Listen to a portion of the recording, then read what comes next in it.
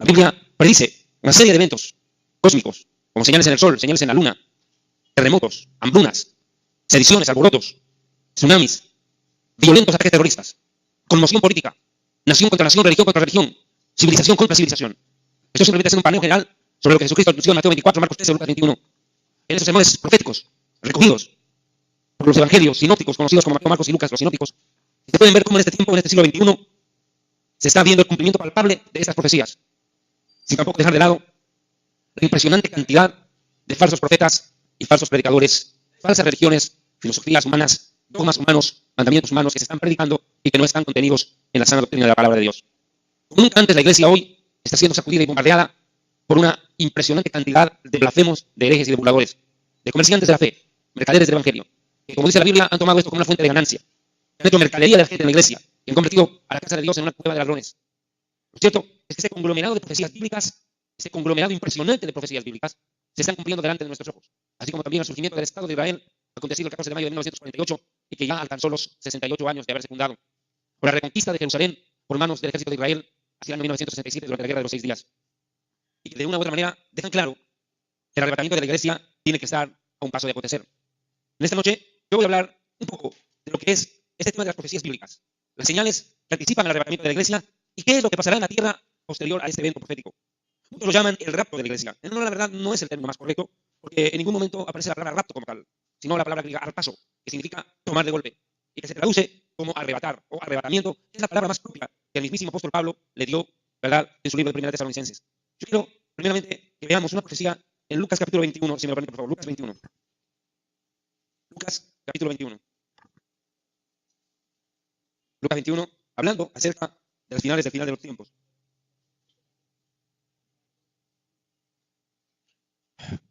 Versículo 28. Cuando estas cosas comiencen a suceder, erguíos y levantad vuestra cabeza, porque vuestra redención está, ¿qué dice? Le pido por favor que pronuncie en voz alta. ¿Qué dice? Está cerca. Así también ustedes, cuando veáis que suceden estas cosas, sabed que está, ¿qué dice? Cerca el reino de Dios. Decirles digo que no pasará esta generación sin que todas estas profecías se cumplan, sin que todo esto acontezca. Pero creo, considero que hay una parábola, ¿verdad?, que tenemos que analizar. La parábola de la higuera. La higuera es un emblema muy antiguo que describe a la nación de Israel. A Israel los profetas la compararon de distintas maneras, pero uno de los ejemplos más comunes precisamente fue relacionarlo con este arbusto llamado higuera, por su capacidad de crecer en lugares inhóspitos, agrestes, contrarios a su, no diría naturaleza, pero muy difícil que otro arbusto crezca en el lugar donde ella tiene la capacidad de crecer. Puede emerger aún en medio de las piedras. Se forma rápidamente una raíz profunda, crece y por más pedregoso que sea el terreno, se entra sus raíces en tierra, agarran firme y prácticamente es inamovible. La higuera es el emblema de Israel. En la literatura rabínica antigua también al Mesías se le compara como el verano. Por eso dice aquí la profecía textual que cuando vean a la higuera, la nación de Israel reverdecer, se entienda, se comprenda que el Mesías está cerca. Como nunca antes en la historia, hemos visto el incremento ostensible del desarrollo de la nación de Israel. El pueblo judío estuvo disperso por más de casi 2000 años prácticamente, ya en las distintas naciones de la tierra, viviendo una situación bastante dura, siendo perseguido a lo largo de la historia en los pogroms, los guetos, el holocausto y mucho antes de la Inquisición. Pero no obstante a eso, el pueblo judío sobrevivió a las más terribles persecuciones de la historia. Sobrevivió a momentos que tal vez otro país, otro pueblo no hubiera podido vencer. Hasta que llega 1948 y ese 14 de mayo entra en la historia de la humanidad entera. Israel emerge como nación. Se declara la independencia de un moderno Estado de Israel. Y Jesucristo había hablado de este evento. No solo él. Isaías, Jeremías, Ezequiel y los profetas menores como Ageo, Zacarías, Habacuc y otros más habían descrito, presagiado que en el final de los tiempos la nación de Israel sería levantada de nuevo como un poderoso país, pero también en medio de un vecindario muy agreste, pedregoso. Y hablo acerca del pueblo árabe, el pueblo descendiente de Ismael, el otro hijo de Abraham. Israel, entonces, desarrolla su historia a lo largo de estos años en medio de un mundo hostil, de un vecindario muy complicado. 1.200 millones de musulmanes en el mundo profesan precisamente esa religión, maometana, islámica, musulmana, como se quiera llamarla, que tiene como centro la adoración a un Dios diferente de la Biblia. A ese Dios lo llaman Alá. Ese Dios no es el mismo Dios bíblico, por si acaso. En investigaciones muy antiguas y de las cuales hice una profunda recopilación en mi libro Jerusalén y la Tierra Prometida, y muchos otros libros, obviamente, de la historia, se demuestra que este Dios Alá, al cual adoran los musulmanes, no es otra cosa que el Dios Baal, ese Dios antiguo contra el cual los profetas de la Biblia combatieron como Elías, por ejemplo. Lo cierto es que para Israel no fue fácil, a lo largo de estos años, convivir con un pueblo cuya religión busca el exterminio de la nación judía. Durante el tiempo de la Segunda Guerra Mundial, Israel tuvo que afrontar una masacre, una persecución, lo que se conoce como un genocidio, donde 6 millones de judíos perecieron en campos de exterminio, en campos de holocausto, en Europa. Y ahora Israel, desde que regresa a su patria, el pueblo judío, tiene que luchar frente a todas esas vicisitudes contra 1.200 millones de musulmanes que como lema religioso entienden que tienen que acabar con el pueblo judío. Y precisamente esto dio lugar a otro cumplimiento profético. Jesucristo en Lucas 21, versículo 11, miren lo que dijo. Lucas 21, 11. Y habrá guerras, grandes terremotos, y en diferentes lugares hambrunas y enfermedades. Y habrá terror. Esta palabra terror que aparece en este pasaje bíblico es una palabra griega utilizada en el Nuevo Testamento original, cuya descripción es terror provocado contra la multitud. La palabra griega es acatastasias. Esta palabra significa pánico infundido contra la multitud, contra la muchedumbre. Hoy en día, si hay una palabra utilizada en los medios de comunicación, precisamente es terrorismo. La mayoría de los actos terroristas que se están perpetrando en el mundo hoy no son por razones políticas, como pudieron haber sido en su debido momento en algunos países. Y eso no, también lo son, como en Colombia, donde el narcoterrorismo existe. Pero hoy en día, básicamente el terrorismo está ligado al Medio Oriente, está ligado a la religión islámica, que en sus dos facciones, porque los musulmanes están divididos en dos grupos, los sunitas y los chiitas que son un tanto más conservadores y son la mayoría de los países árabes, y los chiitas, que son pocos países, pero sin embargo son más violentos, como Siria o Irán. Todos estos dos grupos, con sus distintas facciones, persiguen un objetivo común, que Israel desaparezca.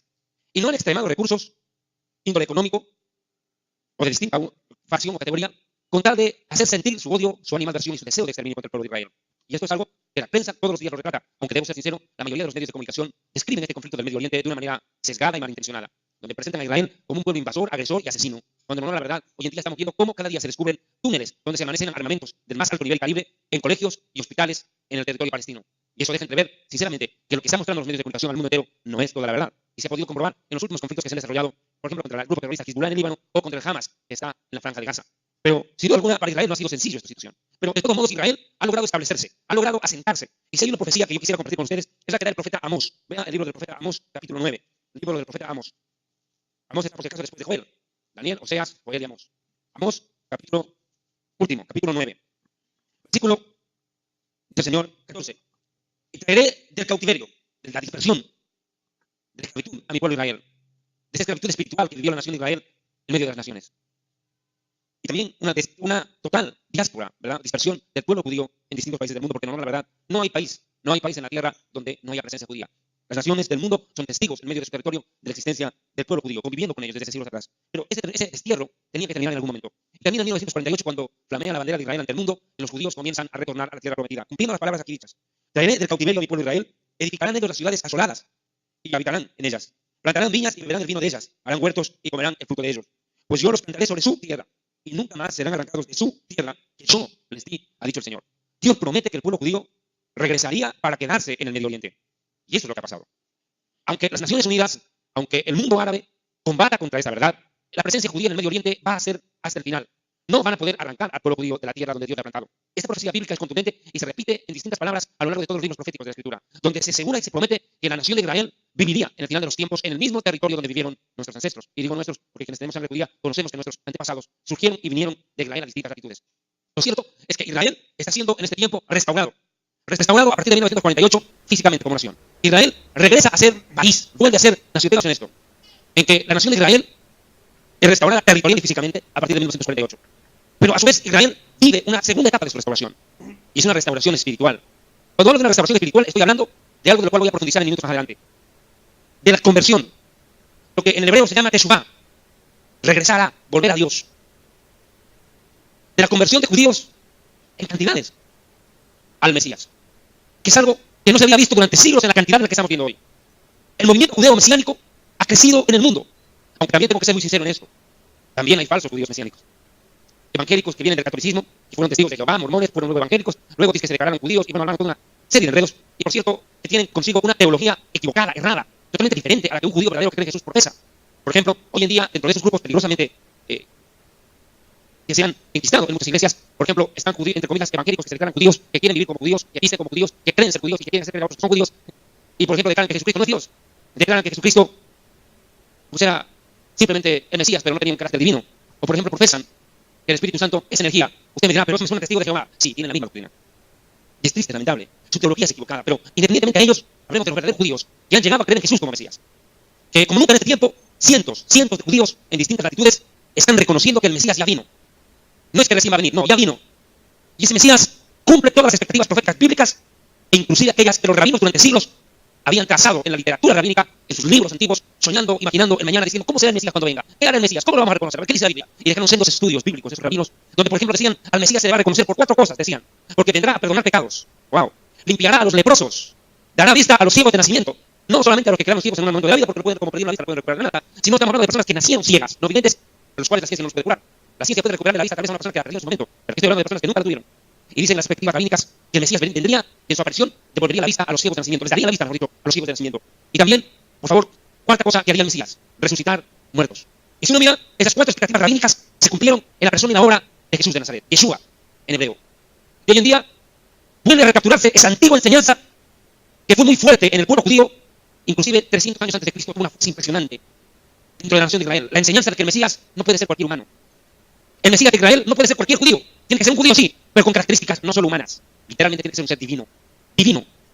Porque solamente alguien con naturaleza divina puede perdonar pecados, ser adorado, ser reconocido como Señor y hasta que los ángeles le adoren.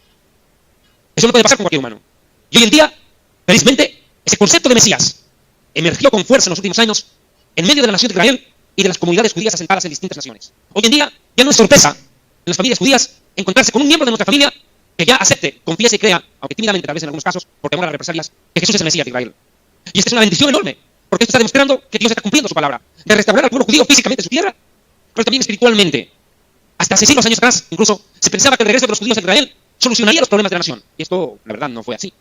Si bien los judíos fueron perseguidos, nuestros abuelos en los países europeos, principalmente a finales a principios del siglo XIX y XX, fueron perseguidos terriblemente en Europa, masacrados y asesinados de millones de judíos en los campos de exterminio durante la época del Holocausto nazi, de lo cual hay películas que, por más esmerados que sean los esfuerzos de los directores, escritores, productores, actores de las películas, ni siquiera la lista de Schindler o el pianista alcanzan a reflejar la barbarie, el terrible sufrimiento que soportaron nuestros padres y abuelos en Europa en aquellos años. Pero el judío pensó que regresando a Israel, el judío regresando de Perú a vivir en Israel, de Chile, de cualquier otro país, acabaría con sus problemas y viviría seguro. Los judíos pensaron que regresar a Israel les garantizaba la tranquilidad. Pero no es así. Al día siguiente que Israel es fundado en 1948, 14 de mayo, y el 15 de mayo, las naciones árabes bombardean al naciente Estado de Israel. Y desde ahí, la historia es clara, y no solo la historia, hoy en día las noticias en la televisión nos muestran cómo Israel es bombardeado desde la Franja de Gaza, desde Egipto, ahora desde Siria, y una serie de grupos terroristas golpean a Israel a lo largo de esos años. Hamas, Hezbollah, Al-Fatah, Hermandad Musulmana, ahora el famoso ISIS, que anda degollando no solo a judíos, sino también a cristianos, y colocando la cabeza de pastores evangélicos degollados como trofeos en las avenidas principales de Siria y Irak, asesinando no solamente judíos, que es lo que pretenden, sino ahora asesinando a nuestros hermanos cristianos y cometiendo una serie de actos terroristas bárbaros en Europa. Ya lo hemos visto en Francia, lo hemos visto en Bélgica, y acuérdense que van a seguir golpeando a otras naciones más de Europa. Esto no va a parar. Lo cierto es que Israel y el pueblo judío en particular descubre y se encuentra con una dolorosa realidad. Regresar a Israel no es la salvación de los judíos. Los judíos se dan cuenta que en Israel también corren peligro. 700 millones de árabes alrededor. Increíble. 1.200 millones de musulmanes alrededor del mundo, y aún gente de otras religiones, hay algo que los une: el odio contra los judíos, el deseo de exterminar a Israel, por distintas razones, políticas, raciales o lo que quiera. Lo cierto es que los judíos descubren que regresar a Israel no les soluciona el problema. Entonces los judíos dicen: ¿ahora qué hacemos? Hemos regresado a nuestra tierra y el problema no acabó. ¿Qué tenemos que hacer ahora? Y el judío descubre en el plan de Dios la respuesta al problema. No se trata de que los judíos regresemos a Israel, se trata de que los judíos regresen a Dios para tener seguridad y paz.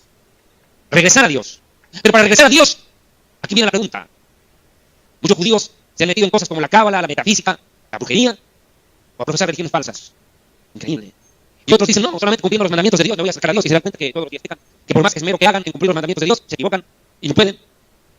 Entonces, en ese momento, el judío empieza a vivir y a sentir la misma necesidad que tiene usted. ¿Cómo puedo acercarme a Dios? ¿Cómo puedo llegar a Dios? Yo practico una religión, tengo mis tradiciones, mis costumbres, mis padres me heredaron una religión, la practico por inercia, no ni siquiera voy al templo, solamente que soy parte de esa religión porque me han dicho que me bautizaron ahí, bueno, me han dicho que soy católico, me han dicho que soy mormón, me han dicho que soy testigo de Jehová, la gente no sabe cómo llegar a Dios. Pero una vez más la solución para judíos y gentiles se planta delante de nuestros ojos en un símbolo, en la cruz. En ese altar levantado entre la tierra y el cielo, donde el Hijo de Dios, el único Hijo que tuvo Dios, el único que tiene, Él vino a morir para salvar no solo a los judíos, sino también a ustedes. Jesucristo muere en la cruz colgado entre la tierra y el cielo.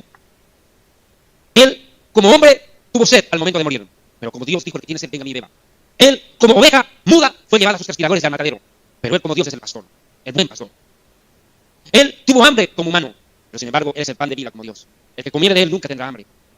Él, como humano, sufrió, lloró, padeció, murió, pero como Hijo de Dios venció la muerte, venció al diablo, venció el pecado, venció la muerte, resucitó, ascendió a los cielos y vive por todos los siglos. Y Jesucristo se presenta como la solución de gentiles y de cristianos, de gentiles y de judíos, perdón. Yeshua, como lo llamamos nosotros, en hebreo, Yeshua, que significa salvación. Su nombre, su propio nombre, es claro: salvación. Seguridad significa, seguridad, salvación. Jesús, Yeshua, es, sin duda alguna, la esperanza de judíos y gentiles. Y como les dije hace un momento, los judíos empiezan a convertirse en masa, aceptando que Yeshua es el Mesías. Y hoy en día estamos viendo ministerios sanos a cargo de judíos. Están enriqueciendo la misma iglesia. con un mensaje profundo de enseñanza, en la alabanza, en la predicación, en la enseñanza. Como quiera, la misma iglesia está siendo beneficiada de un tiempo a esta parte, ¿verdad? Con la aparición, el emerger de judíos que creen en Yeshua, en Jesús, lo profesan abiertamente, que están enseñándole aún a la misma iglesia. Pero esto tú me podrás decir, bueno, hermano, ¿y usted a qué quiere llegar con esta enseñanza? A que esto abre el paso al surgimiento de los 144.000 judíos, de la aparición de los dos testigos, y por ende le estoy hablando de lo que va a venir en breve, que es la tribulación y la gran tribulación de la cual voy a hablar ahora. La Biblia predice que el surgimiento del pueblo de Israel como nación en 1948, que se cumplió, repito una vez más, 68 años, sería la puerta que abriría el ingreso al final de los tiempos. Iglesias con doctrinas erradas, como los testigos de Jehová, hablemos claro, sectas, como ellos, dieron varias veces la fecha de la venida de Jesús y siempre se equivocaron. Y no solo fueron ellos, los adventistas del séptimo día, conocidos como sabatistas, Jim Jones, David Koresh y otros líderes religiosos, Harold Camping, últimamente, que ya falleció hace pocas semanas, y otros predicadores también cometieron ese terrible error de decir, hermanos, Dios me ha dicho cuándo va a venir Cristo, y sacar una fecha que nunca se cumplió. Pero eso, quiero que diga honestamente, estaba condenado al fracaso. Porque todas aquellas sectas que predijeron, entre comillas, el regreso de Cristo para una fecha determinada, antes que los judíos regresen a Israel, estaban condenados al fracaso. Porque si había condición bíblica obligatoria, oye, si había una condición bíblica obligatoria que demuestre que Jesús está para venir, es que los judíos regresen a Israel. Sin que los judíos regresen a Israel, es imposible que Cristo venga por la iglesia, es imposible. Primero tenía el Señor que juntar a los judíos en Israel para luego juntar a la iglesia en el cielo. Escúcheme bien lo que le estoy diciendo. Era condición indispensable que Dios primero juntara a los judíos en Israel, ahorita hay 10 millones de judíos en Israel, para luego juntar a la iglesia en el cielo para las bodas del Cordero. Israel es el pueblo escogido, les guste o no a la gente. Les guste o no, eso Dios no lo discute. Usted puede discutirle, no gustarle, molestarle, problema suyo, a Dios no le importa. Es voluntad de Dios y se acabó. El pueblo escogido es Israel, y el pueblo redimido es la iglesia. Y la iglesia comprada a precio de sangre, ¿verdad? Es el pueblo que Dios ha levantado entre todas las naciones. Y cuando yo estoy hablando de una iglesia, no estoy describiendo a una pared, techos, ventanas, no estoy hablando tampoco de un grupo religioso profesante bajo un cierto título de denominación. Iglesia es toda aquella persona que es parte del pueblo de Dios nacido de nuevo. La palabra iglesia, esta palabra iglesia viene del griego eclesia o eclesia, que significa asamblea de los que sirven desde adentro a afuera. Es una asamblea puesta por Dios para servir de adentro para afuera. Y del hebreo kehilá, que también significa asamblea, congregación. Lo cierto es que el Señor levanta una congregación, una iglesia, una reunión entre los pueblos de distintas nacionalidades que adoren al único Dios vivo y verdadero y que acepten que Jesús es el Mesías, el Hijo de Dios. Todo aquel que creyera en eso será salvo. Es la única condición. Pero esta iglesia, y aquí me voy a entrar al paralelismo del tiempo en la historia, la iglesia no surge en Roma como quieren hacerlo creer nuestros amigos católicos apostólicos romanos. La iglesia no surge en el Vaticano. La iglesia tampoco surge en la Reforma con Martín Lutero, John Hus, Zwingli o Calvino. En la época de la Reforma protestante, le hablo de 1519 para adelante, donde Lutero, Calvino, Zwingli, previamente John Hus y otros más protestan contra la tiranía papal y se desmarcan del Vaticano y surge el movimiento protestante. Por eso la iglesia evangélica es conocida como iglesia protestante, porque protestó contra la tiranía de un papa católico que pedía perdón de pecados por dinero y que absorbía maldades a cambio de dinero y que también sacaba supuestas almas de un purgatorio que nunca existió ni existe ni existirá, de un purgatorio del cual no hubieran salido si primero sus familiares en vida no le hubieran abonado una cantidad de dinero a los curas. Así, ante esa tiranía papal, ante ese negociado descarado de la fe, sacerdotes católicos como Lutero se levantan y protestan. Y luego son excomulgados y echados de la iglesia católica. Y surge el movimiento protestante. Pero tampoco la iglesia surge ahí. La iglesia no nace en Roma, ni nace en Alemania. La iglesia nace en Jerusalén. Cuando el Espíritu Santo desciende sobre esos discípulos, dice que estaban en el libro de los Hechos de los Apóstoles reunidos unánimes juntos orando. Y María dice que estaba con ellos, orando. No dice que oraban a María, sino que todos con María oraban. No dice que los apóstoles le oraban a María, dice que aún María estaba con los apóstoles orando. No es que ella era el objeto de la oración. Nadie le oraba a ella. Todos con ella oraban a Dios. Porque como dijo María en Lucas capítulo 1, verso 67, mi alma se regocija en Dios, mi Salvador. La Virgen María dijo, Dios, mi Salvador. O sea que ella misma reconoció su impotencia de salvarse y de salvar a otros. María no puede salvar. Pedro, Juan, Buda, Mahoma, Krishna, Marx, quien sea, Mahoma, están muertos y enterrados. Pero Jesucristo venció la muerte. Él es el único mediador, intercesor entre Dios y la humanidad. Es el único sacerdote altísimo que el Padre reconoce como mediador a favor de los hombres en la tierra. Entonces ocurre que la iglesia surge en Jerusalén mientras el pueblo judío es dispersado. Los judíos son echados de Israel en el año 70 después de Cristo. Comienza el exilio del pueblo judío, la dispersión hasta 1948. Pero también en ese momento los primeros judíos no escapan a la persecución. Los judíos de la iglesia, los primeros cristianos de la iglesia fueron esencialmente judíos. Pablo era judío, Pedro fue judío, todos los apóstoles fueron judíos, prácticamente todos son judíos. Y claro, los primeros discípulos de la iglesia, la gran mayoría de los congregantes, eran judíos que habían aceptado a Jesús como Mesías. Y esto permitió que la iglesia salga y evangelice en el mundo. Y claro, la iglesia también comienza su periplo por toda la tierra. Los judíos expulsados a las naciones y los cristianos en las naciones predicando. Y Dios tiene los dos pueblos regados por el mundo. Pero Dios decide recoger a Israel desde 1948. Lo junta en su tierra. La pregunta es, ¿hasta cuándo la iglesia va a seguir dando vueltas en la tierra? Porque la iglesia todavía sigue dando vueltas. La iglesia será recogida de la tierra cuando Jesucristo haga sonar la trompeta en breve y vuele a la casa del Padre como lo profetizó Jesús. ¿Cuántos alaban a Dios? Solo agua tiene. Yo agua no le hago. Sí, porque gracias, lo que sea, pero bueno. Escúchame. Entonces, quiero que me entienda esto. La iglesia vivirá un momento glorioso de aquí en breve. Algo de lo cual, tristemente, en muchas iglesias no predican. El arrebatamiento. Hoy en día, Y tristemente tengo que decirlo, por favor presten atención, el mensaje en la mayoría de las congregaciones evangélicas ha pretendido convertir de manera malintencionada y tendenciosa, escuche, a la Biblia en un mero manual de economía. Hoy en día presentan a la Biblia como un manual de economía y a la iglesia como la mejor forma de hacerse rico robándole a los tontos. Y es triste, es degradante. La iglesia que debiera estar predicando que Cristo viene, los predicadores que debieran estar pegando gritos a voz en cuello, alertando a vivir en santidad, porque en cualquier momento nos vamos de este mundo, porque todas las profecías que se han cumplido, prácticamente todas se han cumplido, demuestran que Jesús recogerá a su pueblo en breve. Pero qué terrible, qué terrible. En la mayoría de las iglesias evangélicas, el mensaje predicado es diferente. Es llama ahora, acta con Dios, toma tu dinero, tráelo a la radio, tráelo al canal, entérese al predicador y Dios te va a multiplicar esa plata, trae tu dinero y Dios te va a dar más plata. El mensaje de, llévese usted un vasito de agüita, pero traiga la platita, sin platita, no una platita. ¿Cierto? Pare de sufrir. Amigo, usted puede llevar esta noche calzoncillo ungido de Moisés. Esos hijos del diablo venden de todo. Pero lo más terrible es que muchos pastores evangélicos están peor que el padre de sufrir. Peor. Vendiendo la vara de Aarón, vendiendo el bastón de Jacob, y aquí en Chiclayo. Predicadores que utilizan sus medios de comunicación, sus radios, sus canales, lo que Dios les dio como herramienta para llegar al mundo con el evangelio, lo utilizan como herramienta para saquear al mundo y saquear al mismo pueblo de Dios. Y no quieren ser denunciados, no quieren ser desenmascarados. Pero hoy en día vivimos también un tiempo de falsos profetas. Yo no soy perfecto, usted no es perfecto. Si fuera por nuestra perfección, aquí nadie debería estar sentado ni siquiera en pie. Deberíamos estar en el infierno, sin excepción. Todos sin excepción. Pero no obstante a nuestros defectos, a nuestras debilidades y errores que como humanos cometemos, porque no hay justo que nunca peque, hasta el más justo peca. No obstante a eso, Dios nos usa a pesar de lo que somos. No por lo que somos, sino a pesar de lo que somos. Para denunciar el pecado de un pueblo y de líderes religiosos en medio del mismo pueblo evangélico que se han puesto al nuevo trataría que asaltar al pueblo evangélico. En nombre de Dios. Jesús lo anunció. Esto es el cumplimiento de la profecía bíblica. No nos puede tampoco sorprender. La profecía bíblica marca que en este tiempo se levantarían falsos profetas, falsos apóstoles, falsos cristos, comerciantes de la fe, que harán, ya lo han hecho, de la casa de oración una cueva de choros. Una cueva de choros de la peor estirpe. Y es peor, escúcheme, es 1000 veces peor, atienda, es 1000 veces peor el predicador que roba al pueblo de Dios en nombre de Dios que el predicador que comete un adulterio. Es 1000 veces peor. Y usted va a decir, hermano, que usted está diciendo que Dios hay ciertos pecaditos y ciertos pecados, ¿cómo es eso? La Biblia dice que hay pecados de muerte y no de muerte. Hay pecados morales que Dios levanta, perdona y restaura. La Biblia dice en el libro de Gálatas que si algún hermano o ministro es sorprendido en alguna falta, por ejemplo el adulterio, dice los espirituales, los hermanos maduros en la fe, tienen que levantarlo, restaurarlo y ayudarlo, no sea que ellos también caigan y caigan en algo peor. Porque muchos escupen en alto y dicen, yo no haría eso, tú me está en la cara. Escúchame bien lo que estoy diciendo. De lo que hay un factor.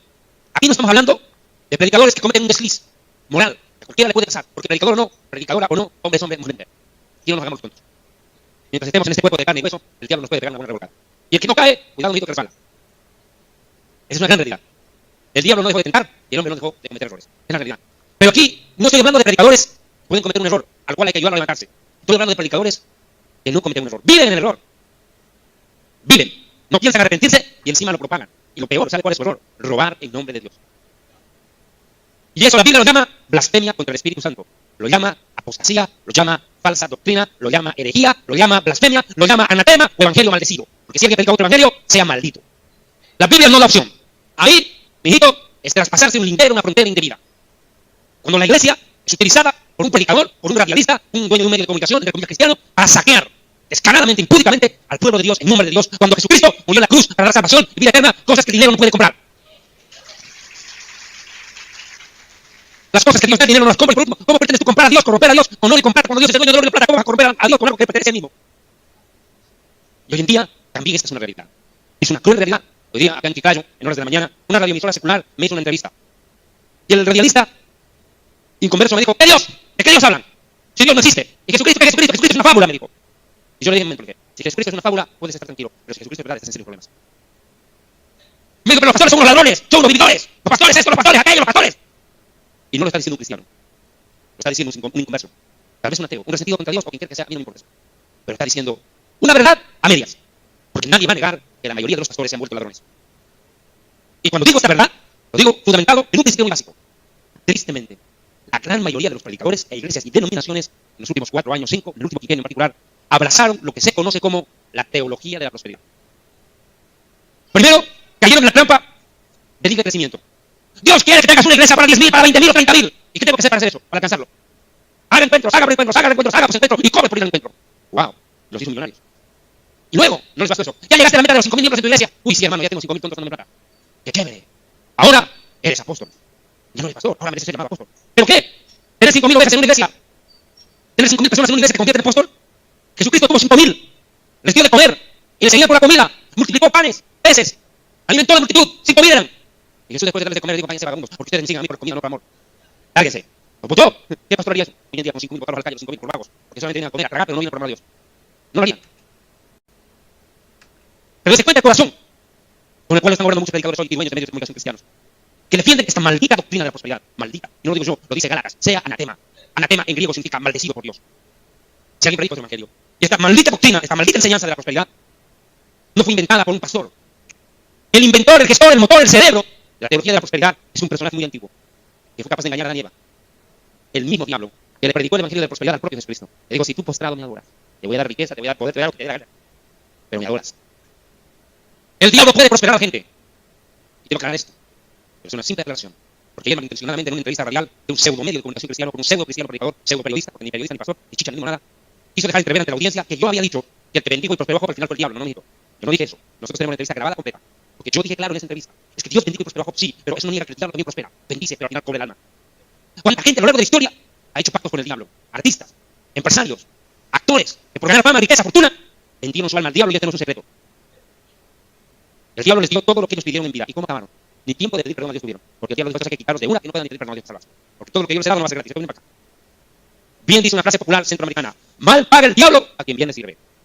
Con eso te demuestro que el diablo puede prosperar. Recuerdo, modo de colación, un capítulo de uno de los libros más importantes para la iglesia de los últimos años. Su autor ya falleció. Wilkerson, David Wilkerson. Escribió un libro en el año 1960. La visión. Yo creo que ese libro debía ser leído, creo, por todo el evangelio. Porque Dios en ese libro, La visión, le mostró al hermano David Wilkerson la condición espiritual del mundo antes del arrebatamiento. Este hombre predijo la invención de los celulares, predijo la utilización de televisión por cable, predijo la invención de las laptops. Todo Dios le mostró cómo sería el mundo, pero también le mostró lo degradado que sería la iglesia. Y David Wilkerson en uno de sus capítulos dice, llega el día en el cual subirán desnudos a los púlpitos los predicadores y los cantantes y las mujeres a adorar a Dios mostrando completamente su desnudez. En esta semana un video recorrió en internet. Una de las iglesias más conocidas de Australia, Hillsong, conocida iglesia Hillsong, donde ya una pareja de adoradores, entre comillas, de músicos homosexuales está ministrando. El otro día dio un concierto de música en Nueva York y el guitarrista, solo con un short de no más de este tamaño, se subió al púlpito desnudo de acá y desnudo de allá, cubierto con una bandera para taparse los genitales. Y cuando se quitó la bandera tenía un short que no le llegaba a nada. Y la gente eufórica gritaba y cantaba entre comillas a Dios. Dígame, ¿esa porquería recibir a Dios? ¿Será que a Dios lo podemos adorar en la carnalidad de la inmundicia o en espíritu y verdad? Lo cierto es que David Wilkerson en ese libro dijo algo que quiero ponderar. No son palabras mías, son palabras de uno de los hombres de Dios más reconocidos por su trayectoria en los Estados Unidos, por todo el mundo evangélico y también en Latinoamérica. Wilkerson dijo que vio una visión que el Señor le mostró hace unos años, en la que el diablo se acercaba ante Dios y le decía, ¿de dónde vienes? Le dijo Dios al diablo, de andar la tierra y rodear por ella. Y le dijo, parafraseando lo que pasó en el libro de Job, capítulo 1, Dios le dice al diablo, dice tú a mis siervos, los predicadores que enseñan mi palabra, que con sacrificio y esmero predican mi verdad. Y el diablo le dice estas palabras a Dios, escúchalas. El diablo le dice a Dios, le dice, sí, lo vi. ¿Por qué no lo tomamos? Mira, le dice el diablo a Dios. Job lo tenía todo, pero a mí me permitiste quitarle todo para probarlo, para ver si te maldecía o no. ¿Por qué no hacemos lo contrario? La mayoría de esos predicadores son pobres. Son gente que no tiene recursos, no tiene fama, no tiene riqueza, no tiene poder. ¿Por qué no hacemos otra cosa? Le dice el diablo a Dios. Déjame darles todo. Todo. Iglesias grandes, comodidades, lujos, prosperidad. Que lo tengan todo. Y vas a ver, le dice, que cuando esos predicadores lo tengan todo, te van a insultar en tu propia cara. Y dice Wilkerson, yo vi al Señor diciendo al diablo, pruébalos. Dígame si no es eso lo que está pasando hoy. Antes, pastores, y que quiero hacer una aclaración. Yo no estoy metiendo a todos en el mismo saco. Porque hay tremendos pastores, hombres de Dios, que no se prostituyeron, no se vendieron a la mentira, ni al diablo, ni a la falsa doctrina.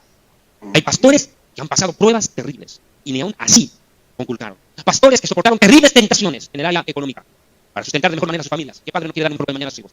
Pero al precio de vender la doctrina, de predicar la falsedad, con tal de tener una iglesia grande y de tener más ingresos. Pero estos pastores dijeron, Señor, con lo que tú me sustentes estoy más que agradecido. No me des mucho ni me des poco, porque si me das mucho me olvido de ti, y si me das poco blasfemo tu nombre. Entonces, dame lo que yo necesito, gracias. Pastores temerosos de Dios, honrados, honestos, a los cuales nunca Dios les hizo faltar la provisión, porque si no, chorrea, gotea. Porque Dios no se olvida de sus hijos, mucho menos de sus ministros, de sus sacerdotes, de sus siervos. Y Dios ha permitido que en este tiempo lo veamos. Cómo en el mundo han proliferado cantidades de predicadores que antes eran humildes, sencillos, predicadores que amaban a Dios, amaban a la gente, amaban las almas, amaban la verdad, predicaban la verdad y la decían sin miedo. Predicaban contra el pecado al precio que fuera, pero se mantuvieron en la misma línea. Pero hoy muchos de esos predicadores son empresarios religiosos, gente prepotente, altiva. Que yo cuando tú le dices, pastor, ¿cómo está? ¿Cómo que pastor? Soy apóstol. Increíble. Les da vergüenza que los llamen pastor. Cuando Jesucristo mismo, el Hijo de Dios, dijo, yo soy el buen pastor.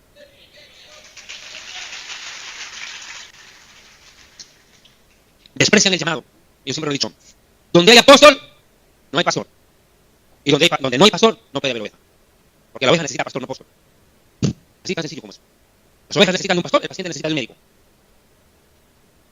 Tiene que entenderse. Cada quien en su rol. Y no me cansaré de decirlo. Lo he dicho siempre. En todos esos 20 años de ministerio. Si usted está en una iglesia donde el pastor se pegó un marihuanazo y de la noche a la mañana se declaró apóstol y la vieja profeta, usted tiene que escaparse.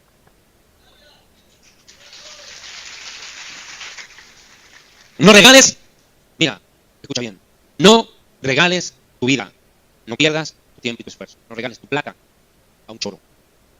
A Masúa, Macreya, Mayuya. Y tú, a Mayuncu.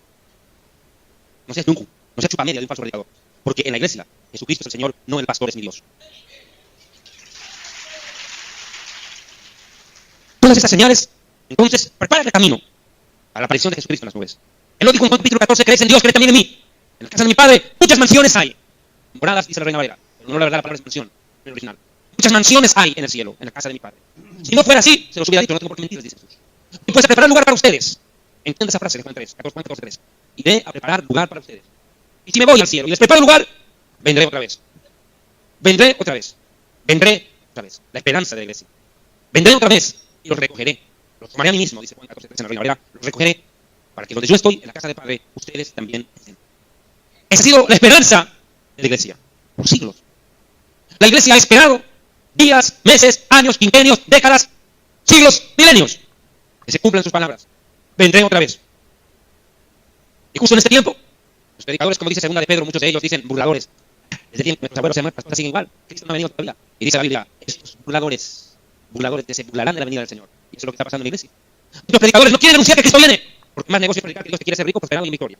Ese mensaje vende más. El mensaje que descubre que eres un campeón. Descubre al campeón que hay en ti. En tu boca hay un milagro. Ven y recibe tu milagro. Levanta la mano y recibe la unción. Te declaro apóstol, te declaro profeta. Yo declaro que serás presidente del Perú. Yo declaro que serás esto. Yo declaro. Ese mensaje vende más. En términos comerciales, que decir al pecador, arrepentite, porque si te quedas, mejor te fuera nunca haber nacido que quedarte cuando Cristo haya venido. Lo más triste, se lo digo con total certeza, lo más triste y terrible será cuando Jesucristo haya venido por su iglesia. Como él dice, como ladrón en la noche, sin previo aviso, aparecerá, ¡pum! Y en ese momento, estos predicadores, estos ladrones, porque Jesús dijo que son ladrones, cueva de ladrones, les dijo, no les dijo otra cosa, no les dijo choritos, no, son ladrones, con mayúsculas y en grande. Estos ladrones, estos comerciantes de la fe, pero no solo ellos, todos los brutos que les creyeron. Pero para creer hay que ser bruto, mijo.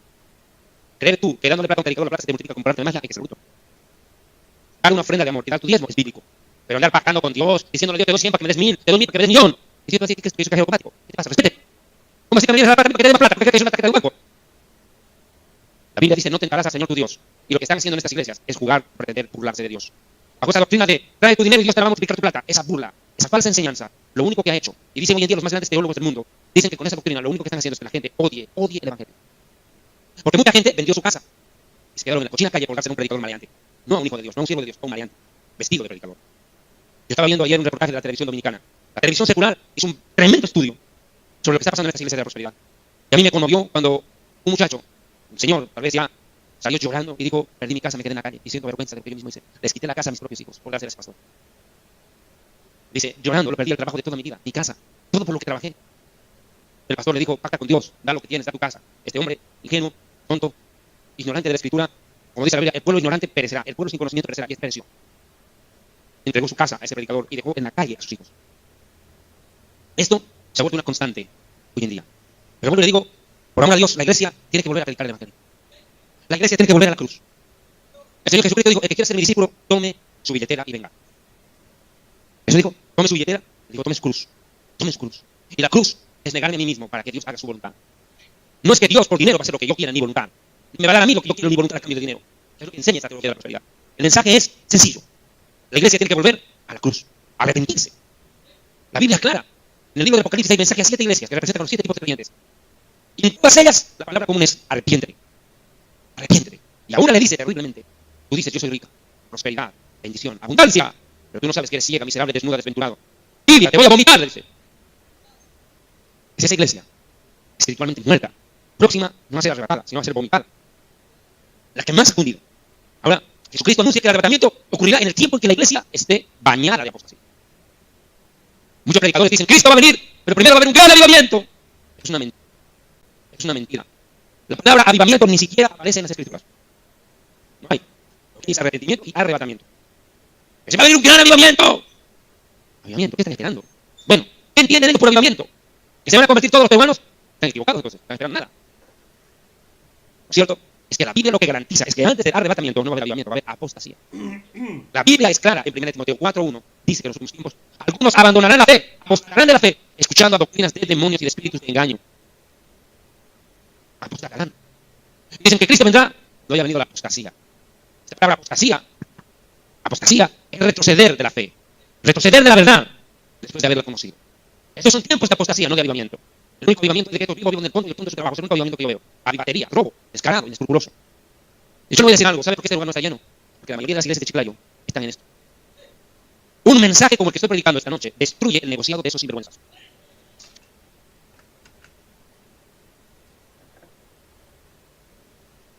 Esta palabra apostasía es retroceder de la fe, retroceder de la verdad después de haberla conocido. Estos son tiempos de apostasía, no de avivamiento. El único avivamiento es de que estos vivos vivan del tonto y el tonto de su trabajo. Es el único avivamiento que yo veo. Avivatería, robo, descarado, inescrupuloso. Y yo le voy a decir algo. ¿Sabe por qué este lugar no está lleno? Porque la mayoría de las iglesias de Chiclayo están en esto.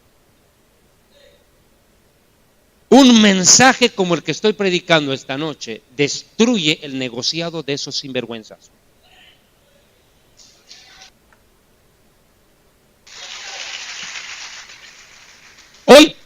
Hoy, amigo, las iglesias de ellos están a reventar, la gente se queda en la calle.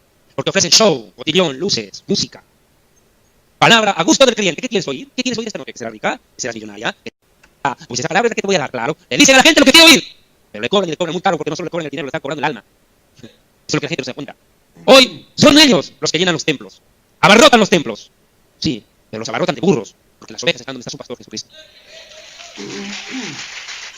El Señor Jesucristo. El Señor Jesucristo dijo en su palabra: mis ovejas oyen mi voz. Y me siguen. Escuchan hablar al extraño y huyen de él. Si usted es una oveja de Jesucristo, escapará del que no es su pastor. Y si usted es oveja de Jesucristo, seguirá tras su pastor. Porque como dice la misma Biblia en el libro de Juan, el que es de Dios, las palabras de Dios oye. ¿Por qué no lo sabéis vosotros? Porque no sois de Dios, sois hijos de vuestro padre, el diablo. Así te digo. Terribles palabras de Jesús. El que quiera hacer la voluntad de Dios, dice Juan en el capítulo 7, el que quiera hacer la voluntad de Dios, conocerá si la doctrina es de Dios.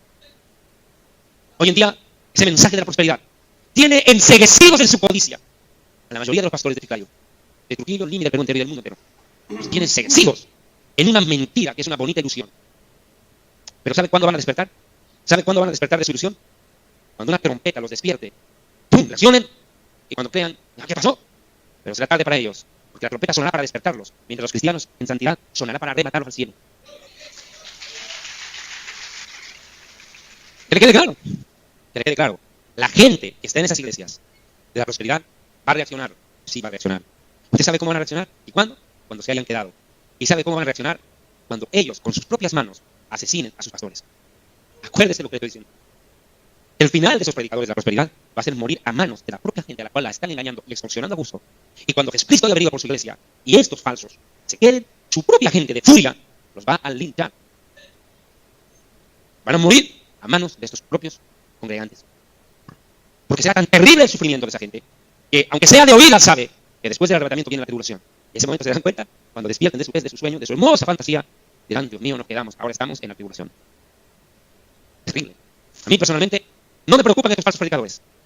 Que el diablo se los cargue, se los tiene que cargar. Allá ellos con el diablo, allá ellos con Dios también. A mí, quienes realmente me preocupan son esas personas que tal vez necesitan la ayuda de Dios por algún problema.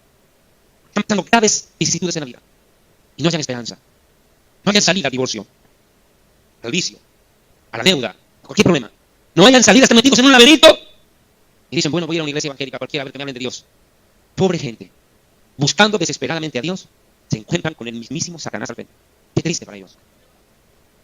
Encontrarse con el mismo diablo en el afán de buscar a Dios. Qué triste por ellos. Es por eso que usted y yo tenemos la obligación, la responsabilidad de que, aunque no les guste y nos busquen a callar y nos tiren todo el lodo que les dé la gana de tirarnos, nosotros no podemos callar y debemos denunciar estos herejes, predicar la verdad y tratar de rescatar a la mayoría de gente posible. Ahora tenemos 2 incendios. Escuche bien, 2 incendios. Y hay gente que puede morir quemada. Y tenemos que ir a rescatar del mundo y de las mismas iglesias. Como bomberos, tenemos que meternos en medio del fuego para tratar de sacar a alguno de dentro. Increíble.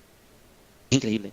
Tener que predicarle el evangelio, rescatarlos de iglesias, los mismos creyentes. Hoy en día, yo le puedo asegurar que esta es una triste realidad. Le puedo asegurar algo, ¿sabe? Usted no sabe si el que está sentado al lado suyo es un hijo de Dios o es un hijo del diablo. Qué triste. ¿Y tú de qué iglesia vienes? Yo vengo de la fulana de tal, yo vengo de la fulana de tal, yo vengo de la fulana de tal, ahí sí somos hermanos. Tú no sabes si ese tu hermano es hijo del diablo. Porque vienen de iglesias con doctrinas tan chuecas que hijos de Dios no son. Tú nunca nacieron de nuevo porque nunca les predicaron la verdad, porque desde que entraron sacaron la plata y decían que son cristianos. Sí. El diablo pero los envolvió, como una anaconda, los envolvió y ¡pum! Tome, compadre, toma su toma. Lo cierto es que la iglesia verá en breve el arrebatamiento. Jesucristo viene en el momento más terrible de la apostasía.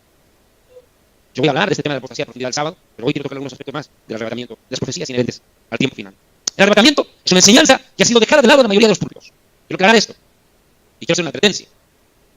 ¿Sabe? Hoy en día, a través de la internet, están emergiendo cantidades de, entre comillas, ministerios que no los conoce ni su abuela. O sea, la abuela de ellos, ¿no? Cuando salen ahora se sientan frente a una cámara de televisión, una cámara de una computadora, graban una pseudoenseñanza y la suben al internet y queda con ustedes el pastor fulano, el hermano fulano, mengano, perengano, y ustedes saben de dónde salieron. Hoy en día se trata de problemas de iglesia. Hay un analfabetismo bíblico crónico. La gente no conoce Biblia. Y cualquier sarnoso que medio conoce 3 o 4 versículos nunca aprendió y ya quiere enseñar. Nunca escuchó y ya quiere hablar. No aprendió y ya quiere enseñar. Y hoy en día, en la internet, se ha levantado con fuerza un movimiento doctrinal que ataca doctrinas claves de la iglesia. El diablo está usando a esa gente. Y se presentan como hermanitos de sana doctrina. Y son los mismos satánicos. Y están enseñando que el arrebatamiento de la iglesia no existe. Increíble. Jesús viene pronto por su pueblo y estos dicen, no, no hay. Dicen, no hay arrebatamiento. Bueno, la Biblia nos habla de varios arrebatamientos. El primer arrebatamiento de la historia lo protagonizó Enoc, en Génesis capítulo 5. Vean, por favor. Génesis capítulo 5. Y por si acaso para los hermanos que deseen sobre el final de la prédica llevar nuestros estudios bíblicos, nuestros libros de estudio de profecía bíblica, el libro de historia del futuro, Jerusalén, la tierra prometida de los sacerdotes, y están a su disposición al final de la conferencia. Génesis capítulo 5, versículo 22. Génesis 5, verso 22. ¿Encontraron? Y caminó Enoc con todos, después que engendró a Matusalén 300 años, engendrando hijos e hijas. Y fueron todos los días de Enoc 365 años. Caminó pues Enoc con Dios. ¿Y qué? ¿Qué dice? Desapareció. ¿Y le llevó? Dios. Bueno, Enoc protagoniza el primer arrebatamiento de la historia. Enoc desaparece de la tierra. De un momento a otro, este hombre piadoso, temeroso de Dios, desapareció. Pero él, antes de desaparecer, tuvo una virtud. Caminó con Dios. Caminó con Dios. Todos sus pasos en la vida, sus decisiones, sus pensamientos, sus sentimientos, estaban conectados a hacer lo que Dios quería. Este hombre, séptimo humano en la tierra, en nacer, andó rectamente ante Dios, caminó con Dios. Y esto le valió ser arrebatado. Fue el primero en irse al cielo vivo. Y la Biblia en el libro de los Hebreos, capítulo 11, dice que por la fe Enoc fue arrebatado, traspuesto, llevado vivo al cielo. Porque tuvo testimonio en vida de haber agradado a Dios. Porque sin fe es imposible agradar a Dios. Era un hombre de fe. Para caminar con Dios hay que tener fe. Porque a veces Dios nos hace caminar por senderos que nosotros no queríamos meter. Situaciones donde jamás nos hubiéramos metido, Dios nos hace caminar. Para caminar hay que tener fe. Porque es por fe, no por vista. Y la fe es creer para ver, no ver para creer. Escúcheme, Enoc fue el protagonista del primer arrebatamiento de la historia. El segundo arrebatamiento es Elías. Segunda de Reyes, capítulo 2. Segunda de Reyes, capítulo 2. Segunda de Reyes, capítulo 2, versículo 11. Aconteció que yendo ellos y hablando, Elías y Eliseo, que un carro de fuego con caballos de fuego apartó a los dos. Y Elías subió al cielo en un torbellino. Viendo Eliseo, clamaba, Padre mío, carro de Israel y gente de caballo. Y nunca más le vio. Y tomando sus vestidos, lo rompió en dos. Elías está con su discípulo Eliseo, segundos antes de partir al cielo. Elías estaba siendo esperado por un carro de fuego, un carro celestial.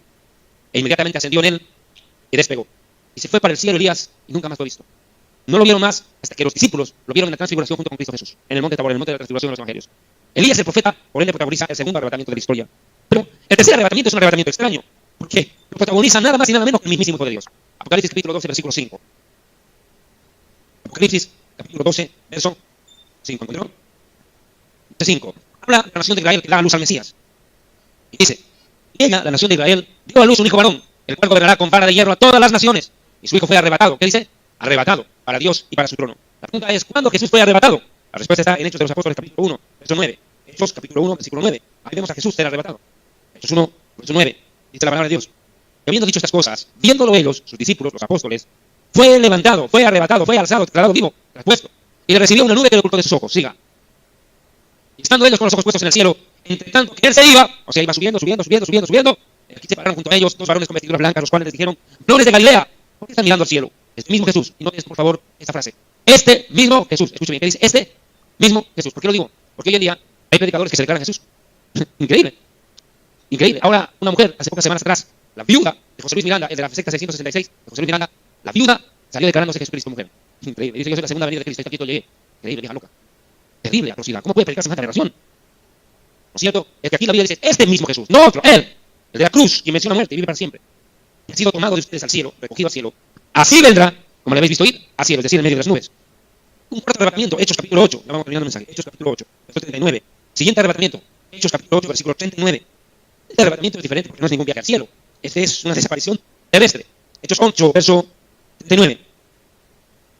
Y cuando subieron del agua, después de que Felipe bautizara al eunuco, el Espíritu del Señor arrebató a Felipe, o sea, lo trasladó del lugar, y el eunuco no le dio más, y siguió gozoso su camino. Pero Felipe se encontró en Azoto, y pasando anunciaba el Evangelio. ¿Ve usted? Arrebatado quiere decir trasladado por obra del Espíritu Santo de un lugar a otro. Unos iban al cielo y este 4 lo mandaron a otra ciudad. Apóstol Pablo, quinto arrebatamiento, 2 de Corintios 12. 2 de Corintios, capítulo 12. 2 de Corintios, capítulo 12. Versículo 2. Dice, conozco un hombre en Cristo que hace 14 años, sin cuerpo no lo sé, o fuera del cuerpo no lo sé, Dios lo sabe, fue arrebatado hasta el tercer cielo. Conozco a otro hombre, sin cuerpo fuera del cuerpo no lo sé, Dios lo sabe, alaba del mismo, fue arrebatado al paraíso, donde dio palabras inefables que no les daba al hombre expresar. Pablo experimenta un viaje al cielo, una traslación, y fue llevado a la Nueva Jerusalén, al paraíso. Pero ahora viene el quinto arrebatamiento de la historia. Vean 1 Tesalonicenses capítulo 4. El quinto arrebatamiento de la historia.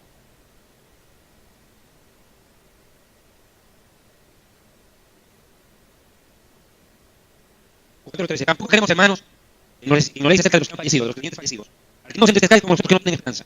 Porque si creemos que Jesús murió y resucitó, así también traerá Dios con Jesús a los que durmieron en él. Por lo cual, les decimos esto en palabra del Señor, que nosotros que vivimos y habremos quedado hasta la venida del Señor, no nos adelantaremos a los que han dormido. Porque el Señor mismo, con voz de mando, con voz de arcángel y con trompeta de Dios, descenderá del cielo y entonces los muertos en Cristo resucitarán primero. Luego, nosotros los que vivimos, los que ya hemos quedado, seremos arrebatados juntamente con ellos en las nubes para recibir a Jesús en el aire. Y así estaremos por siempre con el Señor. Amén. Seremos arrebatados en las nubes para recibir a Jesús en el aire. Esto sí es importante que me entienda. El encuentro de Jesús con la iglesia no es en la tierra, es en el aire. Él dice para recibir al Señor. No dice que el Señor va a recibir a la iglesia, no. El Señor es recibido por la iglesia. ¿Cómo es eso? Sí. La Biblia presenta este mensaje. La iglesia sube y se encuentra con Jesús en las nubes. La iglesia primero llega al cielo. Y estando en el segundo cielo, Jesús bajará desde el tercero. Y se encuentra con la iglesia para tenerlo al Señor para siempre. Amén. Y quiero finalizar esta conferencia, la primera, explicando el último arrebatamiento de la historia. Ocurre, a diferencia del anterior, que es antes de la tribulación, este sí es a mediados de la tribulación. Apocalipsis capítulo 11. Se experimenta el último arrebatamiento. ¿Entiendes el último? Apocalipsis capítulo 11. Apocalipsis capítulo 11, verso 11. Los profetas de Dios, elegidos para aquel tiempo, donde indica que serán Moisés y Elías, serán asesinados por el anticristo en esos días de la tribulación. Y miren lo que pasará después de que los hayan matado. Pero después de 3 días y medio, el espíritu de vida enviado por Dios entró en ellos. Y se levantaron sobre sus pies. Y cayó gran temor sobre los que los vieron. Y vieron una gran voz del cielo que les decía, ¡subid acá!